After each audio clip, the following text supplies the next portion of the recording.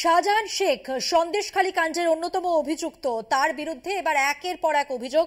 সব রাজনৈতিক ষড়যন্ত্র দাবি করলেন শাহজাহান। ঠিক কখন দাবি করলেন? যে ছবি আপনারা দেখতে পাচ্ছেন, জোকা ইএসআইতে তাকে যখন স্বাস্থ্য পরীক্ষা করতে নিয়ে যাওয়া হয়, সেখান থেকে বেরোবার সময় শাহজাহান দাবি করেন যে তার বিরুদ্ধে রাজনৈতিক ষড়যন্ত্র করা হয়েছে।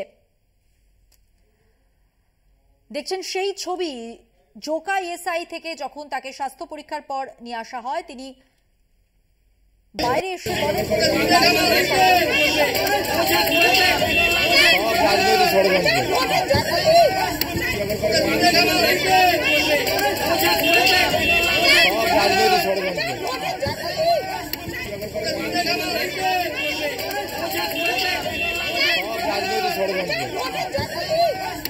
শুভ্রজিৎ চক্রবর্তী আমাদের সঙ্গে টেলিফোন লাইনে আমাদের প্রতিনিধি রয়েছেন। শুভ্রজিৎ, চোর স্লোগান এটা তো এর আগেও শেখ শাহজাহানকে দেওয়া হয়েছিল সিজিও কমপ্লেক্স থেকে, তখন যখন তিনি বেরিয়েছেন একবার, কিন্তু এবারে সেটা তো হলোই, পাশাপাশি তিনি এবার একটা দাবি করছেন ভয়ঙ্কর, যে তিনি ষড়যন্ত্রের শিকার, রাজনৈতিক ষড়যন্ত্রের শিকার।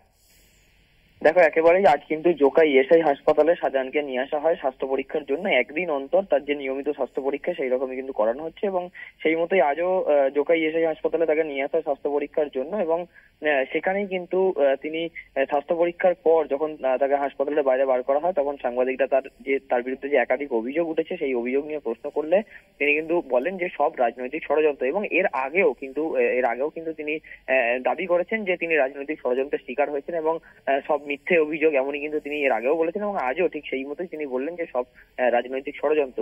এর পাশাপাশি তাকে দেখে কিন্তু হাসপাতালের বাইরে দাঁড়িয়ে থাকা এক মহিলা তিনি চোর বলে চিৎকার করেন, এবং অপর এক ব্যক্তি তিনিও কিন্তু বলেন যে এদের তিহার জেলে রাখা উচিত, তিহারে পাঠানো উচিত, এরা সন্দেশখালীর ত্রাস বলে তিনি চিৎকার করেন। ধন্যবাদ শুভ্রজিৎ। কথা বললাম আমাদের প্রতিনিধি শুভ্রজিৎ চক্রবর্তীর সঙ্গে। ষড়যন্ত্র করা হয়েছে তার বিরুদ্ধে, কয়েকদিন আগে এমনই দাবি করেছিলেন শেখ শাহজাহান, আবারও একই দাবি জোকা ইএসআই হাসপাতাল থেকে বেরোবার সময়।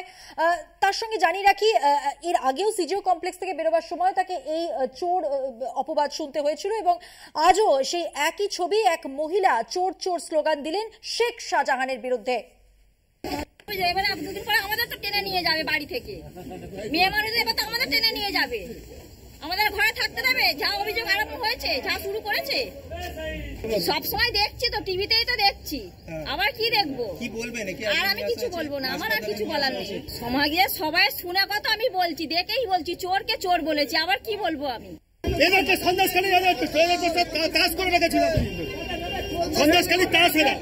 এরা বলছে ভূত দখল করবে, এদেরকে বলছে সেনা জওয়ানদের ভূত দখল করতে যাতে না করতে পারে, সেই সেনা জওয়ানদের ভূতে পাঠানো হোক। এদের সকলের তিহারে থাকা উচিত। এছাড়া তিনি যেটা বললেন, একজন মহিলা যে চোর স্লোগান দিয়েছেন তার উদ্দেশ্যে তিনি বললেন যে যা সত্যি তাই বলেছি, সকলেরই মনের কথা। সব মিলিয়ে ঠিক কি পরিস্থিতি ছিল সেই ছবিও আপনারা দেখতে পাচ্ছেন। শেখ শাহজাহানের মধ্যে বারবার দাবি করছেন বিভিন্ন সময় যে তিনি রাজনৈতিক ষড়যন্ত্রের শিকার।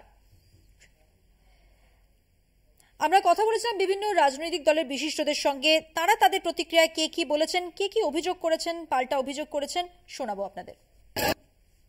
যদি রাজনৈতিক ষড়যন্ত্র হয়ে থাকে, সেই ষড়যন্ত্রকারীদের পুরস্কার দেওয়া উচিত।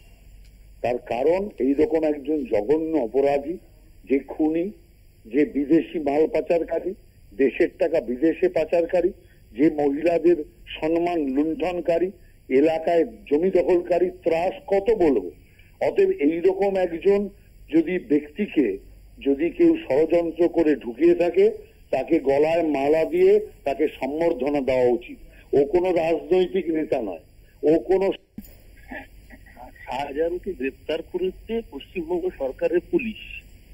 শাহজাহানের বিরুদ্ধে অপরাধ আছে কি নেই সেটা আদালত প্রমাণ করবে, কিন্তু সেই অবধি অপেক্ষা না করে পশ্চিমবঙ্গ সরকার শাহজাহানকে গ্রেপ্তার করে বুঝিয়ে দিয়েছে যে এই সরকার রাজনীতির রং দেখে কাজ করে না।